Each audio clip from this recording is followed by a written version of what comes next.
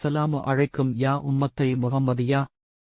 இறைநம்பிக்கையாளர்களின் அன்னை ஆயிஷா ரலியல்லாஹு அன்ஹா அவர்கள் கூறியதாவது: ஹாரிஸ் பின் ஹிஷாம் ரலியல்லாஹு அன்ஹ அவர்கள் அல்லாஹ்வின் தூதர் ஸல்லல்லாஹு அலைஹி வஸல்லம் அவர்களிடம், அல்லாஹ்வின் தூதரே, தங்களுக்கு வேத அறிவிப்பு வஹி எப்படி வருகின்றது என்று கேட்டார்கள்.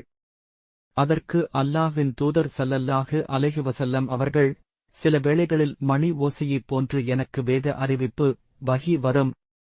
இவ்வாறு வருவது எனக்கு மிகவும் கடினமாக இருக்கும். மணி ஓசை மூலம் வானவர் கூறியதை நான் மனனமிட்டுக் கொண்ட நிலையில் அது என்னை விட்டு விலகிவிடும்.